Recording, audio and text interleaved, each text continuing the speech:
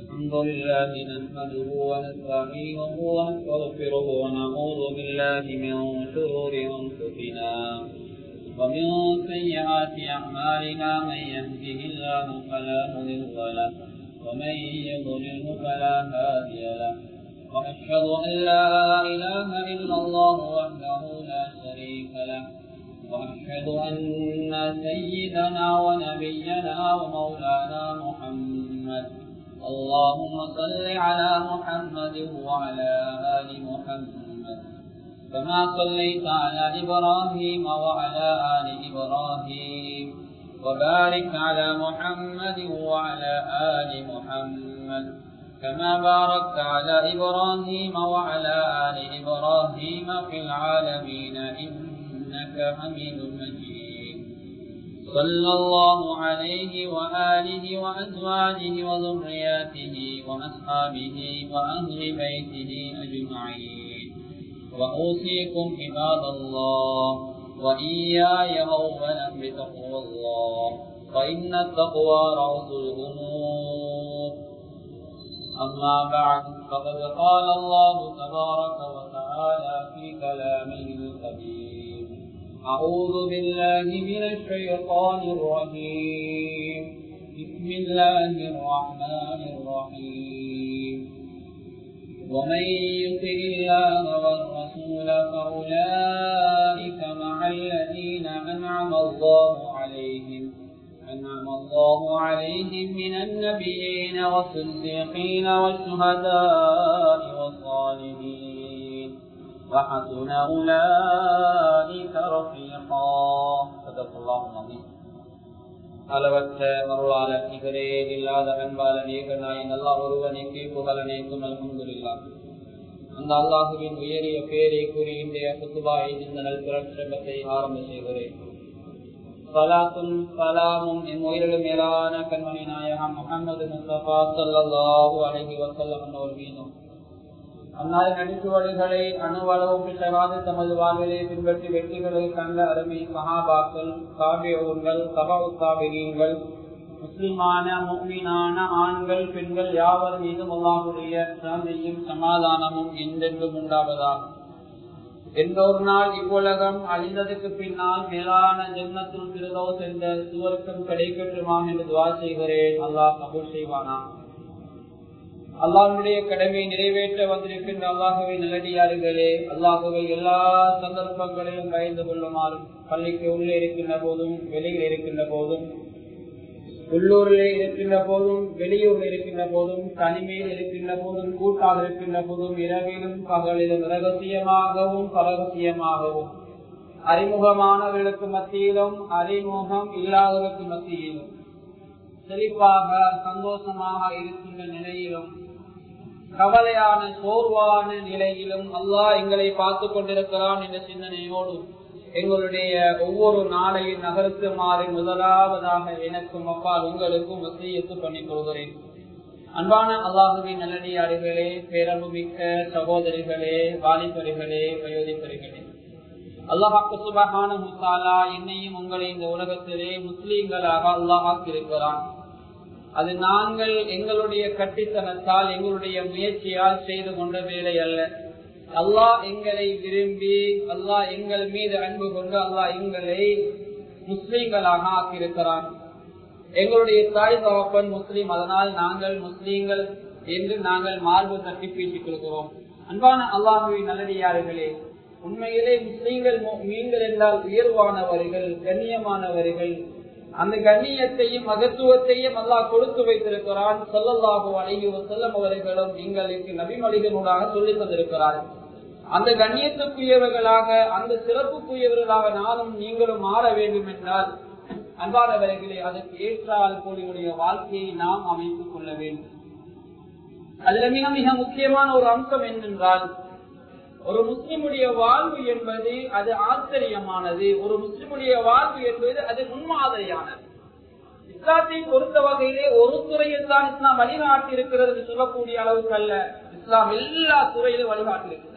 அன்பானவர்களே, சில ஊர்களில் நாங்க பார்க்கிறோம் எந்த அளவு முன்மாதிரியாக நடக்கிறாங்க என்றால், அன்பான அல்லாஹ்வின் நல்லடியார்களே, சில கிராமங்களுக்கு சில ஊர்களுக்கு போனால் அல்ஹம்துலில்லாஹ் அந்த ஊர்களில் 8 மணிக்கு அல்லது 7 மணிக்கு பின்னால், காலையிலே 7 மணிக்கு பின்னால் எந்த வீதி லாம்பு இருக்காது, எல்லா வீதி லாம்புகளும் மூவ் பண்ணப்பட்டிருக்கும். ஆனா இன்னைக்கு சில ஊர்களுக்கு போனா அன்பானவர்களே, லோகர் ஆகினால சில வீதி லாம்புகள் அப்படியே, அந்த வீதி லைட்டுகள் அப்படியே போடப்பட்ட நிலையில் இருக்கிறது. அது மாத்திரமல்ல, பாதைகளே கற்கள் முட்கள் அல்லது ஏதாவது உருமட்டைகள் ஏதாவது விழுந்திருந்தால் அதை தூக்கி வீசப்படாமல் அப்படியே பாதையிலே பாதசாரிகளை கலறி பயணம் செய்யக்கூடிய இடையூறு ஏற்படுத்த வகையிலே இருப்பதை நாங்கள் சில இடங்களிலே பார்க்கிறோம். ஆனால் முஸ்லீம் கிராமம் என்று சொல்கின்ற போது அந்த கிராமத்திலே நல்ல முன்மாதிரிகள் தென்பட வேண்டும். அந்த பாதை எப்போது சுத்தமாக இருக்க வேண்டும். அந்த பாதையிலே பகலில் அல்ல இரவிலும் பயம் இல்லாமல் பயணம் செய்ய முடியும் என்ற நிலையிலும் அந்த ஊரிலே வீதி லாம்புகள் என்று சொல்கின்ற போது 7 மணிக்கு பின்னால் இந்த வீதி லாம்புகள் அங்கே கத்தக்கூடாது. அன்பான அல்லாஹ்வின் நல்லடியார்களே, இப்படி நாங்கள் அந்த ஊரை அழகான ஒரு முன்மாதிரியாக நாங்கள் ஏற்படுத்திக் கொள்ள வேண்டும். இந்த வகையிலே இஸ்லாம் ஒரு மனிதனுடைய முன்னேற்றத்துக்காக பல வழிகளை காட்டி தந்திருக்கிறது. அந்த வகையில ஒரு மனிதனுக்கு கல்வி என்பது அத்தியாவசியமானது. கல்வி என்பது மிக மிக முக்கியமானது. ஸல்லல்லாஹு அலைஹி வஸல்லம் ஹதீஸிலே சொன்னார்கள், தலபுல் இல்மி ஃபரீலத்துன், மார்க்கத்தை கற்றுக்கொள்வது ஒவ்வொரு முஸ்லிம்கள் மீது கடமை, வாஜிப் என்ற கருத்தை எங்கள் தலைவர் பெருமானார் ஸல்லல்லாஹு அலைஹி வஸல்லம் அவர்கள் சொன்னார்கள். அன்பான அல்லாஹ்வின் நல்லடியார்களே, இன்று நாங்கள் கல்வியை இரண்டாக பிரித்து வைத்திருக்கிறோம். உலக கல்வி என்று, மறுமை கல்வி என்று. அப்படி ஒரு கல்வி கிடையாது. எல்லா கல்வி, எந்த கல்வியை கற்றுக்கொண்டாலும் அந்த கல்வியை பொறுத்த வகையிலே அதை கொண்டு அல்லாஹ்வை நாங்கள் சந்தோஷப்படுத்த வேண்டும். இந்த உலக வாழ்வை பொறுத்த வகையிலே சில கல்வி எங்களுக்கு அத்தியாவசியமானது, சில கல்வி கட்டாயம் அவசியமாக படிக்க வேண்டிய கல்வி இருக்கிறது. எதற்காக என்றால் அன்பானவர்கள், இந்த உலகத்திலே நாங்கள் வாழ வேண்டும், வியாபாரம் செய்ய வேண்டும், அது சம்பந்தப்பட்ட படிப்புகளை நாங்கள் படிக்க வேண்டும், நாங்கள் டிரைவிங் பண்ண வேண்டும், அதற்காக வேண்டி பயிற்சி எடுக்க வேண்டும், அல்லது வேற ஒரு தொழில் செய்கிறோம் அதற்காக வேண்டி பயிற்சி எடுக்க வேண்டும். அந்த கல்வி அவசியமாகிறது.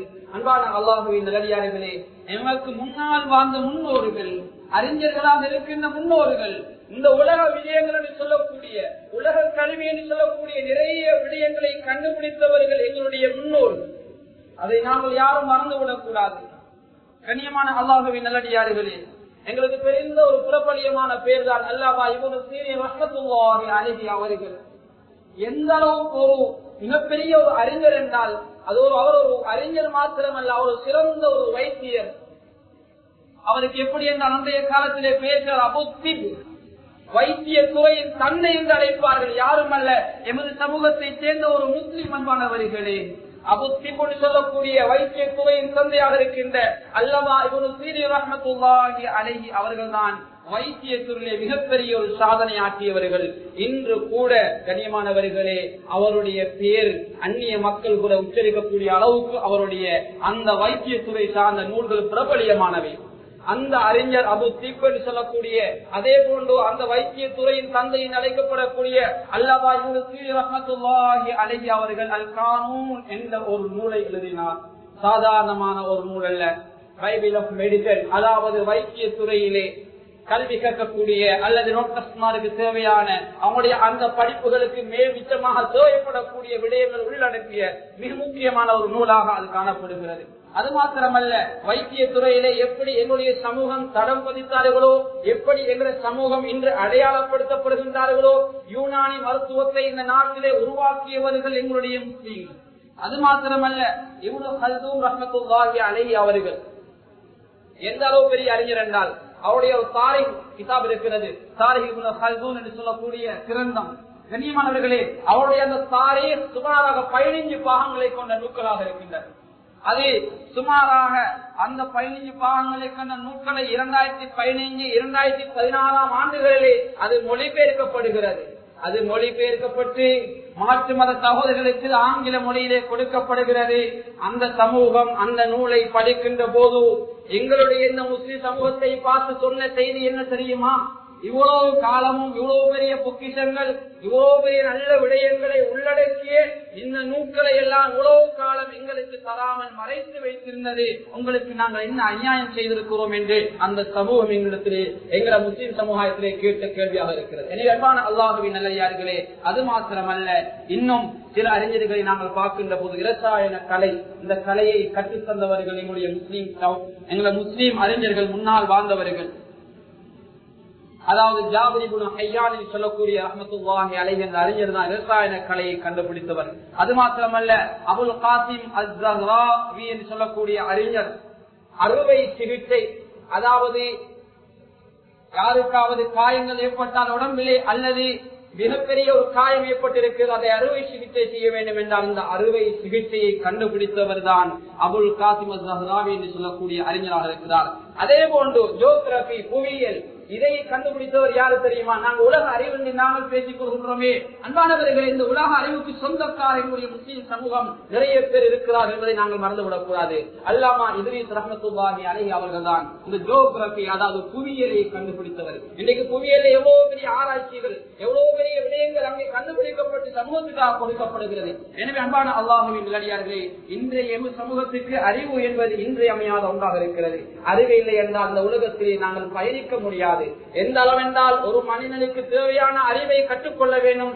அது பாடசாலையினூடாகவோ அல்லது பல்கலைக்கழகத்தினூடாகவோ அல்லது பள்ளிக்கூடூடாகவோ அல்லது பிரைவேட் கிளாஸினூடாகவோ அல்லது அகதியாக்களூடாகவோ எந்த துறையிலாவது எங்களுடைய அறிவை நாங்கள் கற்றுக்கொண்டு, அது மார்க்கம் சார்ந்த அறிவாக இருக்கலாம் அல்லது இந்த உலகம் சார்ந்த அறிவாக இருக்கலாம், எந்த அறிவாக இருந்தால் அந்த அறிவை கற்றுக்கொண்டால் தான் இந்த உலகத்திலே ஒரு மனிதனால் தலையை நிமிர்ந்து வாழ முடியும். அது மாத்திரமல்ல, நாளைய கியாமத்துடைய நாளையிலே அல்லாஹ்விடத்திலே அந்த அறிவின் மூலமாக அந்த அறிவை நல்ல முறையில் இந்த உலகத்திலே நாம் பயன்படுத்தினால் அல்லாஹ்விடத்திலே நல்ல ஒரு பிரஜையாக, நல்ல ஒரு அடியானாக அல்லாஹ்விடத்திலே நாங்கள் தலையை நிமிர்ந்த நிலையிலே அல்லாஹ்விடத்திலே நல்ல முறையிலே பதில் சொல்லி சுவர்க்கத்தை அடைய முடியும். அன்பானவர்களே, அது மாத்திரமல்ல, ஒரு அறிஞர் கூட சொல்லி காட்டுகிறார், ஒரு நாட்டுக்கு அதாவது எந்த செலவும் இல்லாமல் ஒரு சமூகத்தை பாதுகாப்பதற்காக கொடுக்கப்படுகின்ற மிகப்பெரிய ஒரு செல்வம் தான் கல்வி செல்வங்களாக சொல்கிறார்.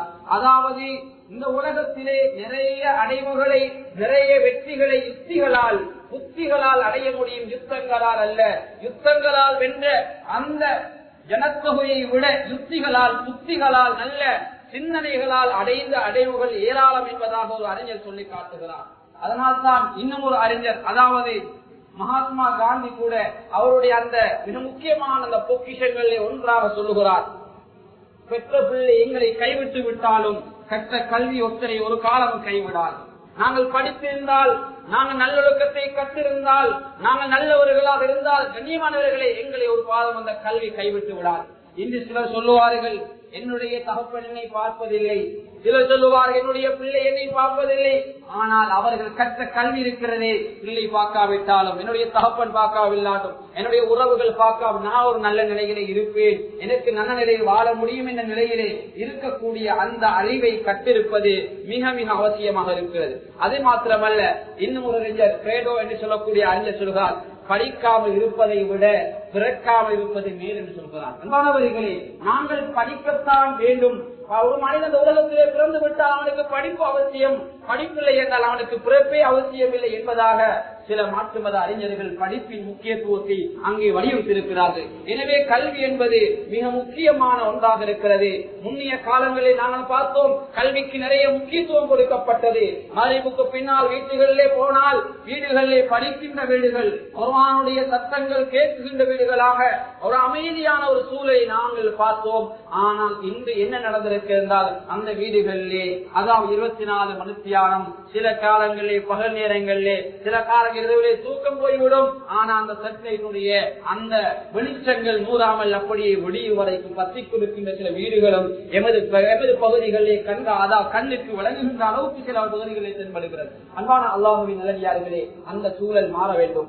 ஆரம்ப காலங்களில் நாம பார்த்தோம், யாராவது எங்களுடைய வீட்டுக்கு வந்து விட்டால் எங்களுடைய பெண் பிள்ளைகள் யாருமே முன்னுக்கு வரமாட்டார்கள், யாருமே முன்னுக்கு வரமாட்டார்கள். கண்ணியமானவர்களே, வீட்டில் யாராவது தேடி வந்திருக்கிறார்களா, அப்படி இல்லை என்றால் வீட்டிலே யாரும் இல்லை என்று சொல்லி அந்த பெண்கள் உள்ளே இருந்து அவர்களை திருப்பி அனுப்பிவிடுவார்கள். ஆனால் இன்று அது மாற்றப்பட்டிருக்கிறது. சர்வ சாதாரணமாக யாராவது வந்து விட்டால், அறிமுகமானவர்களோ அறிமுகம் இல்லாதவர்களோ, முஸ்லீம்களோ முஸ்லீம் அல்லாதவர்களோ எங்களுடைய வீட்டுக்கு வந்து விட்டால் சர்வ சாதாரணமாக எங்களுடைய தாய்மாரா இருக்கலாம், அல்லது எங்களுடைய சகோதரிகளா இருக்கலாம், அல்லது நாங்கள் திருமணம் முடித்திருக்க எங்களுடைய மனைவியா இருக்கலாம், அல்லது எங்களுக்கு கிடைத்த எங்களுடைய பிள்ளையாக இருக்கலாம். சர்வ சாதாரணமாக அவங்களுக்கு முன்னால் கதைக்கின்ற பழக்கம் இன்று சர்வ சாதாரணமாக மாறிவிட்டது. அன்பானவர்களே, இப்படி தாய் தாப்பன் வயதிலே மூத்த அந்த பெண் மக்களை முன்னால் கொண்டு வந்து பேச நிறுத்துவது என்பது ஒரு தகப்பனால் அப்படி அனுமதிக்க முடியாது. வளர்ந்து வரக்கூடிய பிள்ளைகளுக்கு கற்றுக் கொடுக்கின்ற நல்லொழுக்கம் அது கிடையாது. அன்பானவர்களே, ஆரம்பத்திலே எப்படி எங்களது கிராமங்கள் காட்சி எடுத்ததோ அந்த நிலைமையைத்தான் எங்களுடைய கிராமங்கள் மாற வேண்டும். ஏனென்றால் ஆரம்ப காலங்களில் நாங்கள் பார்த்தோம், அல்ஹம்துலில்லாஹ் மாஷா அல்லாஹ், மக்ரிபுக்கு பின்னால் இஷா வரைக்கும் நிறைய பேர் பள்ளிகளில் தங்கியிருப்பார்கள். சுமார் ஒவ்வொரு பள்ளியிலும் 15-20 பேர் வீட்டை போக முடியாமல், அதாவது தொழக்கூடிய 5 நேர தொழுகைகளிலும் மிக குறைவான கெப்புள்ள தொழுகை, அதாவது மக்ரிப் இஷா இந்த 2 நேரம் தான். சுமாராக அது கிடைப்பட்ட நேரம் 1 மணித்தியாலம் கூட இல்லை. அது கிடைப்பட்ட நேரத்துக்குள்ளே அடுத்த வக்த இஷா வந்து விடுகிறது. எனவே இந்த நேரத்திலே மிக முக்கியமான ஒரு நேரம், குர்ஆனை ஓதுவோம், யாசினை ஓதுவோம், எங்களுடைய உறவுகளுக்கு துஆ செய்வோம் என்று சொல்லி பள்ளியிலே தங்கியிருக்கின்ற எத்தனையோ பேரை நாங்கள் முன்னால் வாழ்ந்த காலங்களிலே, முன்னர் சில 15-20 வருடங்களுக்கு முன்னாலே எமது கிராமங்களிலே பார்த்தோம். அது மாத்திரமல்ல, பிள்ளைகளை கையோடு பள்ளிக்கு கூட்டி வருவார்கள். அந்த இப்படியான நிலைமை இருந்தது. ஆனால் இன்று மார்க்க கல்வி என்பது சர்வசாதாரணமாக இருந்தது. படிக்கக்கூடிய வயதிலே பிள்ளைகளை படிப்பை விட்டு நிறுத்தி விடுகிறார்கள். இன்று சில பகுதிகளில் நாங்கள் பார்க்கிறோம், கலப்பான ஒரு கலாச்சாரம், ஒரு அந்நிய கலாச்சாரத்தை போன்ற ஒரு நிகழ்வு சில பகுதிகளில் நடந்து வருகிறது. அது எப்படி என்றால், அன்பானவர்களே, 7-8ஆம் ஆண்டு படிக்கின்ற போதே அங்கே அவர்களுக்குள்ளே ஒரு குரூப் துவக்கப்படுகிறது. அது வாட்ஸ்அப்பினூடாக குரூப் திறக்கப்பட்டு ஆண்கள் பெண்கள் எல்லோரும் அந்த குரூப்ல இணைக்கப்பட்டு அப்படியே A level வரைக்கும் அவர்கள் செல்கின்றார்கள். அந்த குரூப்பினூடாக, அப்படிப்பட்ட குழுமங்களினூடாக மிகப்பெரிய விளைவுகள் ஏற்பட்டிருக்கிறது. அன்பானவர்களே, எந்த அளவு விளைவு ஏற்பட்டிருக்கிறால், சில பகுதிகளிலே வகுப்புகளிலே படிக்கக்கூடிய மாணவ மாணவிகளை எடுத்து பார்த்தால் அந்த பிள்ளைகளுக்கு, அதாவது இன்னொரு அந்நிய ஆணோடு எந்த தொடர்பும் இல்லாத அளவுக்கு ஒரு பிள்ளை இல்லை என்று சொல்லுகிற அளவுக்கு சில பகுதிகளிலே அப்படியான அந்த குழுமங்களால், அப்படியான அந்த வேலைகளால் அப்படி பிள்ளைகள் அழிந்திருக்கிறார்கள், நாசமாக இருக்கிறார்கள். எனவே அன்பான அல்லாஹ்வின் நல்லடியார்களே, அது மாத்திரமல்ல, இன்னும் ஒரு விஷயம் இருக்கிறது. அன்பானவர்களே, இன்னும் கொஞ்சம் நாங்கள் யோசிக்க வேண்டும். பெருநாள் காலங்கள் வந்துவிட்டால் நாங்கள் பார்க்கிறோம், ஆண்கள் தான் கூட்டாயா இருப்பார்கள், பெண் பிள்ளைகள் தான் கூட்டாயா இருப்பார்கள். ஆனால் அதற்கு மாற்றமாக பெண் பிள்ளைகளுடைய வீட்டுக்கு நிறைய ஆண் பிள்ளைகள். அண்மையில ஒரு இடத்துக்கு பெருநாளைக்கு போனால் கண்ணியமான அந்த வகுப்பிலே சுமாராக 30க்கு மேற்பட்ட பிள்ளைகள். ஆனால் ஓலவில் பரீட்சை எழுதக்கூடிய அந்த பிள்ளையுடைய வீட்டுக்கு ஒரே நேரத்தில் எல்லா ஆண்களும் போனால் இடம் காணாத ஒரு வறிய குடும்பம் என்பதனால் அந்த வளர்ந்த பிள்ளைகள் 3 பகுதியாக உடைத்து 10 பேர் அடிப்பிலே உடைத்து பகுதியாக வந்து பெருநாள் சாப்பிட்டு விட்டு போனார்கள். அன்பானவர்களை, இதை நான் சொல்லுகிறேன் என்றால் இது வேணாம் என்று சொல்லவில்லை, இது நல்லதுதான். ஆனால் இதனால் வரக்கூடிய இந்த செய்யக்கூடிய இந்த ஒரு நலவால் மிகப்பெரிய ஒரு விளைவு பின்னால் இருக்கும் என்றால், நாங்கள் செய்யக்கூடிய இந்த ஒரு நலவால், இந்த விருந்தோபர்களால் இப்படி ஒரு எங்களுடைய அதாவது உறவுகளை புதுப்பிக்கின்ற, எங்களுடைய படிக்கின்ற மாணவ மாணவிகளோடு ஒரு உறவை, அதாவது நட்பை வைத்துக் கொள்கின்ற இந்த சின்ன ஒரு விடயத்தால் மிகப்பெரிய ஒரு விளைவு வருமாக இருந்தால் இந்த நட்பை தவிர்த்து கொள்வதுதான் காலத்தின் தேவையாக இருக்கிறது. அன்பான அல்லாஹ்வின் நல்லடியார்களே, அது மாத்திரமல்ல, இன்னும் ஒரு விடயம் இருக்கிறது. நன்றாக படிக்கக்கூடிய மாணவ மாணவிகளை என்ன செய்கிறது, 2 பிள்ளை 3 பிள்ளை ஃபெயில் ஆகிவிட்டால் அந்த பிள்ளைகள் படிக்கக்கூடிய மாணவர்களை நாசமாக்கி விடுவார்கள். அன்பான அல்லாஹ்வின் நல்லடியார்களே, அதனால் தான் ஸல்லல்லாஹு அலைஹி வஸல்லம் ஹதீஸில் சொல்லுகிறார்கள், யாரை பார்த்தால் அல்லாஹ்வுடைய பயம் வருமோ, யாரையோடு சேர்ந்தால் உங்களுடைய ஈமானும் அறிவும் கூடுமோ, யாரு உங்களுக்கு நல்ல உங்களுடைய குறைகளை சொல்லித் தருகிறாரோ அப்படியானவர்களை தான் நண்பராக தெரிவு செய்ய வேண்டும். இன்றைக்கு யார் எங்களுடைய நண்பராக இருக்கிறார்கள்? எனவே அல்லாஹ்வின் நல்லடியார்களே, இந்த விடயங்களை கூடுதலாக நாங்கள் கவனம் எடுத்துக் கொள்ள வேண்டும். ஏனென்றால் என்னுடைய பிள்ளைகள் சாலிஹான நல்ல பிள்ளைகள், அவர்களுக்கு ஒன்றும் தெரியாது, அவர்கள் பச்சிலம் குழந்தைகள், அவர்களுக்கு முன்னால் அருவப்பான விடயங்களை பேசக்கூடாது, கதைக்க கூடாது. அண்மையிலே நடந்த ஒரு சம்பவம் உங்களுக்கு தெரியும். கண்ணியமானவர்களே, எமது பகுதிகளில் நடக்கக்கூடிய சில விடயங்களைத்தான் நான் அவங்களோடு பேசிப் போகின்றேன். என்ன செய்கிறார்? கணவனும் மனைவி வாழ்ந்து கொண்டிருக்கிற சந்தர்ப்பத்திலே கணவனுக்கு ஒரு வெளி தொடர்பு ஏற்படுகிறது. பிள்ளையோ அதாவது அந்த வீட்டில் இருக்கக்கூடிய மூத்த பிள்ளை சுமாராக 10 வயது. வீட்டில் நடக்கின்ற அந்த பிரச்சனை அந்த பிள்ளைகளுக்கு தென்படுகிறது. அன்பான அல்லாஹ்வின் நல்லடியார்களே, எந்த அளவு என்றால் பிள்ளைகளுக்கு தென்படுகின்ற அளவுக்கு பிள்ளையுடைய கல்விகளிலே வீழ்ச்சி கண்டு அதற்கு அடுத்ததாக பிள்ளை பரீட்சை ஒன்றை முன்னோக்கிறது. அந்த பரீட்சையிலே பிள்ளையுடைய பெருபேறு ஆசிரியர்கள் எதிர்பார்த்ததை விட, அந்த பிள்ளையுடைய பெற்றோர் எதிர்பார்த்ததை விட மிக மிக கீழ்த்தரமான ஒரு பெருபேரைத்தான் அந்த குழந்தை பெற்றிருந்தது. ஏன் காரணம்? கணவனும் மனைவியும் அங்கே ஏற்பட்ட தகராறு, அந்த கணவனுக்கு ஏற்பட்ட வெளிக்கோப்பால் வீட்டில் நடந்த பிரச்சனை எங்கே பாதித்திருக்கிறது? அந்த குழந்தையை பாதித்திருக்கிறது. கண்ணியமானவர்களே, அந்த குழந்தை என்ன தவறு செய்தது? எங்களுக்காக எங்களிடமிருந்து அந்த குழந்தை பிறந்தது என்பதுதான் அந்த குழந்தைக்குரிய தவறா? அன்பான அல்லாஹ்வின் நல்லடியார்களே, இன்னும் ஒரு சம்பவம் எமது பகுதியில் இடம்பெற்றிருக்கிறது. ஏனென்றால் இதை சொல்லுகிறேன் என்றால், பரீட்சை எழுதி சிறந்த பெருபேரை பெற்ற ஒரு மாணவி என்ன செய்திருக்கிறார்? தன்னுடைய உயிரை கூட மாய்த்திருக்கிறார்.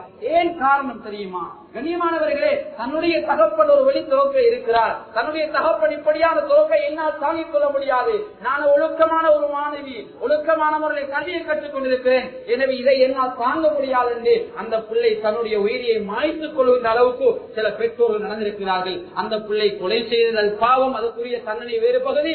கண்ணியம் எதை சொல்கிறேன் என்றால், இந்த நிலைமைக்கு ஆளாக்கியவர்கள் எங்களுடைய பெற்றோர்கள். அதாவது நல்லதை சொல்லிக் கொடுக்க வேண்டியவர்களை இப்படி நடந்துவிட்டால், அன்பானவர்களை பச்சிலம் குழந்தைகள், அவர்களுக்கு பொறுமை என்பது தெரியாது, அவர்களுக்கு சுவர்க்கம் நரகம் என்பது பெரிதாக தெரியாது. நாங்கள் தான் அவர்களுக்கு சொல்லிக் கொடுக்க வேண்டும். எனவே எங்களுடைய குழந்தைகளை பார்க்கின்ற விடயத்திலே, கல்வியை கொடுக்கின்ற விடயத்திலே நானும் எங்களுக்கு கூடுதலாக அக்கறை செலுத்த வேண்டும். பிள்ளைகளுக்கு சிறு பிராயத்திலே கொடுக்க வேண்டிய அந்த பண்பாடை, அகலாக்கை, நல்ல குணத்தை கொடுக்கவில்லையா? முதலாவது எதிரி உருவாகுவார். கண்ணியமானவர்களே, அந்நியவர்கள் எங்களுக்கு எதிரிகள். முதலாவது எதிரி எங்களுடைய மகன்தான். முதலாவது எதிரி எங்களுடைய மகன்தான் என்பதை மறந்துவிடக் கூடாது. சென்ற வாரம் ஒரு பிரச்சனையை தீர்ப்பதற்காக சென்று விட்டால், கண்ணியமானவர்களே, என்ன பிரச்சனை என்றால், கண்ணியமான அல்லாஹ்வின் நல்லடியார்களே, ஒரு அந்நிய பெண் இன்னொருவரோடு துறப்பாக இருக்கிறார். இந்த சந்தர்ப்பத்திலே என்ன செய்து அந்த இடத்துக்கு போய் அந்த பிரச்சனை தீர்ப்பதற்காக சென்ற போது என்ன நடந்தது? அந்த தகப்பனுக்கு கை நீட்டுவதற்காக அந்த தகப்பனாலேயே பிறந்த ஒரு பிள்ளை அவருடைய மகனை அவருக்கு கை நீட்டி அடிக்கின்ற அளவுக்கு சில பிள்ளைகளை வளர்த்திருக்கிறார்கள். அன்பானவர்களை, இதை சொல்கிறேன் என்றால், இப்படியான பிள்ளையை நாங்கள் பெற்றால் உண்மையிலே அது மிகப்பெரிய சோதனை. இந்த உலகமே நரகமாக போயிருக்கும். இந்த உலகத்திலேயே பிள்ளைகளால் சோதனையாக போயிருக்கும். சில பெற்றோர்கள் செல்வதை நாங்கள் பார்த்திருக்கிறோம். எவ்வளோ தருவேன், எவ்வளோ வருமானவர்களே, ஆனா பிள்ளைகளால் எனக்கு நிம்மதி இல்லை, மனைவியால் எனக்கு நிம்மதி இல்லை என்று சொல்வார்கள். அன்பானவர்களை, எதனால் வந்த விளைவோ? ஆரம்பத்திலே கொடுக்கவில்லை அறிவை, மார்க்கத்தை கொடுக்கவில்லை, கல்வியை கொடுக்கவில்லை, பண்பாடை கொடுக்கவில்லை. இதனால் வந்த விளைவுதான் கண்ணியமானவர்களே. எனவே நாங்கள் ஆரம்பத்திலே இதற்காக வேண்டிய தியாகங்கள் செய்ய வேண்டும். அன்பானவர்களை, 40 வயதை நாங்கள் தாண்டி விட்டோம் என்றால் நாங்கள் வாழ்ந்து விட்டோம். இதற்கு பின்னால் வாழக்கூடியது எங்களுடைய பிள்ளைகளுக்காக, இதுக்கு வாழக்கூடியது நாங்கள் அந்த குழந்தைகளுக்காக. அந்த குழந்தைகள் எதிர்காலங்களை நாங்கள் சிந்திக்க வேண்டுமானவர்களே. எனவே மிக முக்கியமான சில விடயங்களை உங்களுக்கு நான் நினைவுபடுத்தினேன். அதிலும் நம்முடைய பிள்ளைகள், படிக்கக்கூடிய வயதில் இருக்கக்கூடிய பிள்ளைகள், ஓதக்கூடிய வயதில் இருக்கக்கூடிய பிள்ளைகளை ஓத விடாமல் அவர்களை நிப்பாட்டுவது, அல்லது படிக்க விடாமல் அவர்களை தொழிலுக்கோ வேறு தேவைகளுக்கோ பயன்படுத்துவது தண்டனைக்குரிய குற்றமாக இருக்கிறது.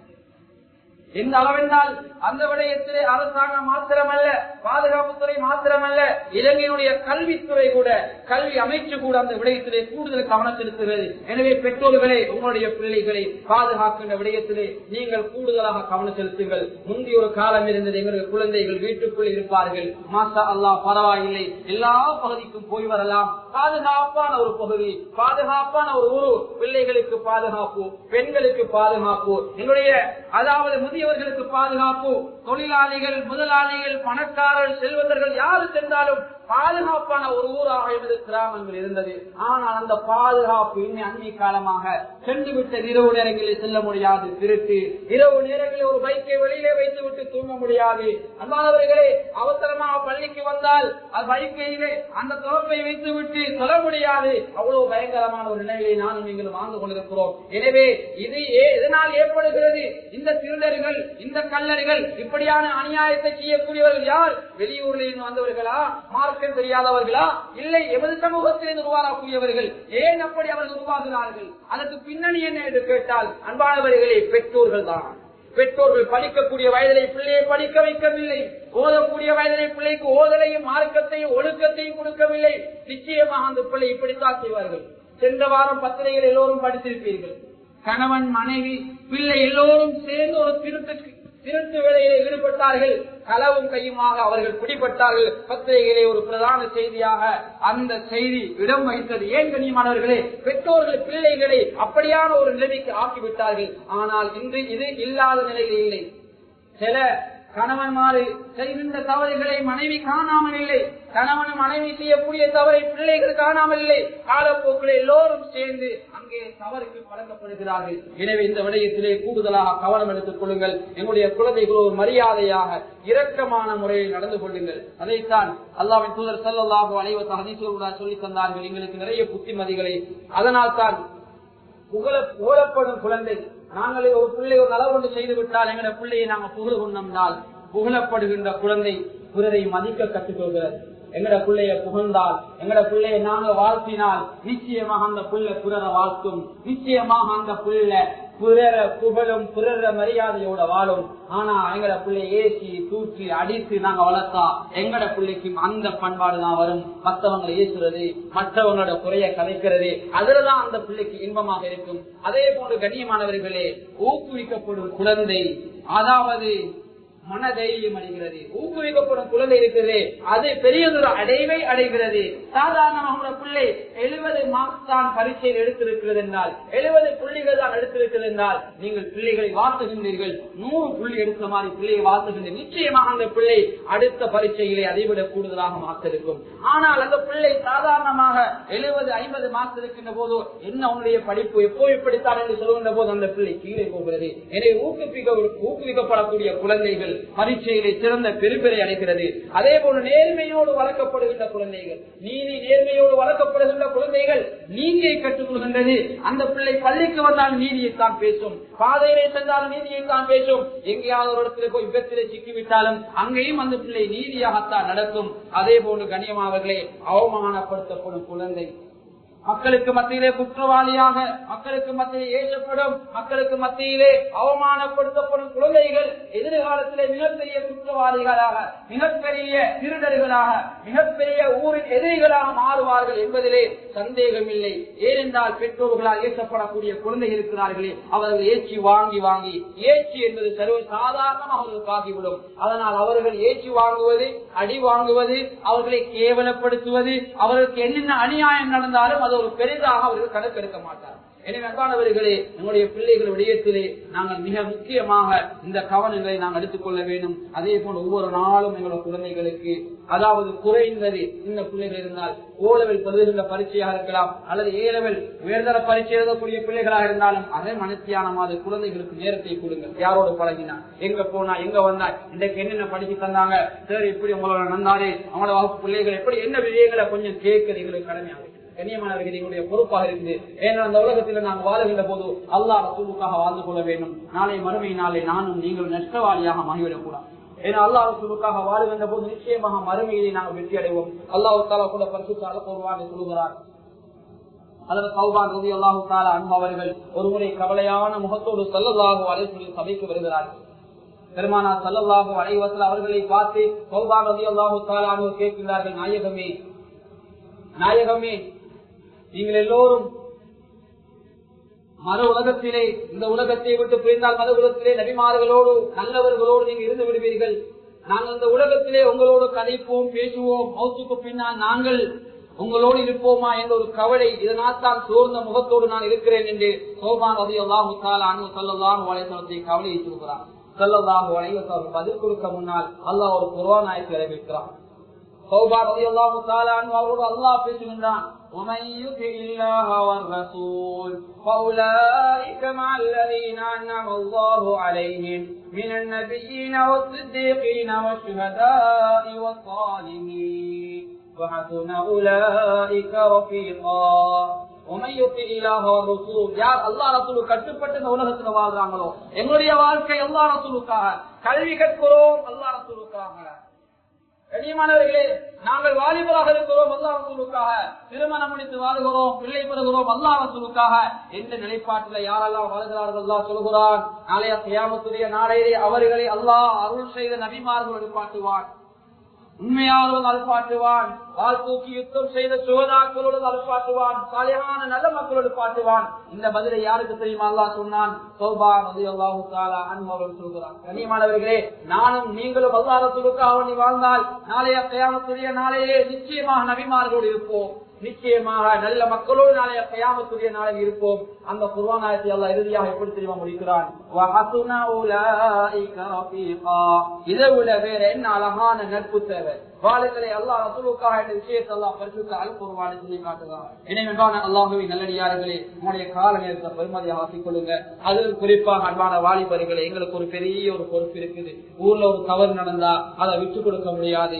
ஊர்ல எங்களோட பாரம்பரியம் ஒன்று போனா அதை விட்டு கொடுக்க முடியாது. எங்களுடைய ஊரு பெருமதியான ஊரு. கண்ணியமானவர்களே, ஒரு தவறு நடந்து விட்டா தவறு செய்யக்கூடிய ஓர் சிலருக்காக எங்களுடைய ஊர்களை, எங்களுடைய பெண் மக்களை, எங்களுடைய பிள்ளைகளை, எங்களுடைய ஊருடைய கலாச்சாரத்தை விட்டுக் கொடுக்க முடியாது.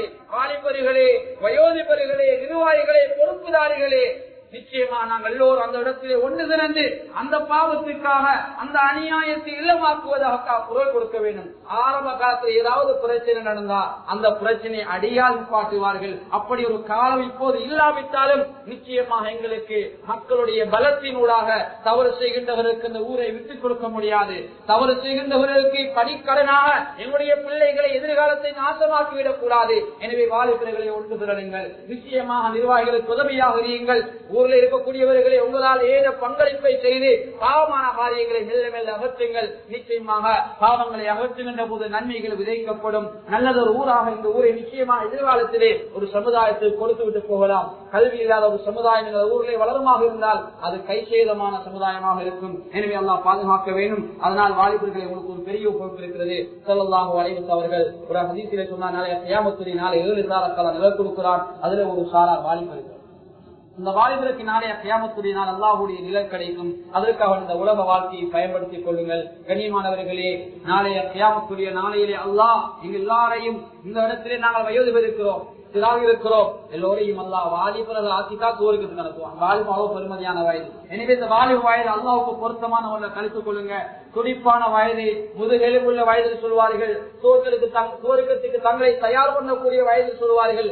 இந்த வயதிலே சமூகத்துக்கு தேவையான நிறைய விடயங்களை சாதிப்போம். நிச்சயமாக வாலிப வயதிலே எங்களுடைய ஆயுள் முடிந்து விட்டாலும், வாலிப வயதிலே நாங்கள் அல்லாஹ் எங்களை அழைத்துக் கொண்டு நாங்கள் சென்று விட்டாலும், மௌத்தாகிவிட்டாலும் நிச்சயமாக நாங்கள் ஒரு குறுகிய ஒரு காலத்துக்குள்ளே நிறைய விடயங்களை சாதித்த மனிதர்களாக அல்லாஹ்வுக்கு முன்னால் நாங்கள் காட்சி அளிப்போம். எனவே எங்களுடைய வாலிபத்தை இந்த இஸ்லாத்தை வளர்ப்பதற்காக, இங்கே பண்பாடை வளர்ப்பதற்காக, பாவங்களை அடியோடு அழித்து ஒழிப்பதற்காக எங்களுடைய வாலிபத்தையும் எங்களுடைய திரமாத்திரமான இந்த ஆரோக்கியத்தையும் பயன்படுத்தி இந்த ஊரை நல்ல ஊராக, இந்த கிராமத்தை நல்ல கிராமமாக எங்களுடைய வளர்ந்து வரக்கூடிய சமுதாயத்துக்கு கொடுக்கக்கூடிய மக்களாக அல்லாஹ் எங்களை கபூல் செஞ்சு கொள்வானாக. யா அல்லாஹ், இந்த ஒழுக்கமான நல் ஊரை அதான் உருவாக்குவதற்காக கஷ்டப்பட்டவர்கள், இந்த பள்ளி ஆரம்பத்திலே உருவாக்கியவர்கள், இந்த பள்ளியை கட்டியவர்கள், இதற்காக காணிகளை வகுப்பு செய்த அந்த முன்னோர்களான செய்தவைகளுக்கு நீ சுவர்க்கத்தை கொடுத்து விடுவாயாக. யா அல்லாஹ், அவருடைய கபர்களை சுவர்க்கத்தை பூஜோடு ஆக்கி வைப்பாக. அதுக்கு பின்னால் கஷ்டப்பட்ட ஒவ்வொரு நிர்வாகிகளுடைய பட்டோலிலும் பல மடங்கு கூலிகளை நீ கொடுப்பாயாக. எங்களோட துவாவை தனிப்புரை திருப்பியை கொண்டு ஏற்றுக்கொள்வாயாக. வரக்கூடிய சமுதாயத்தை ஒழுக்கமுள்ள சமுதாயமாக, சமூகத்துக்கு பிரயோஜனமான சமுதாயம் ஆக்குவாயாக. யா அல்லாஹ், துவாவை தடுப்பு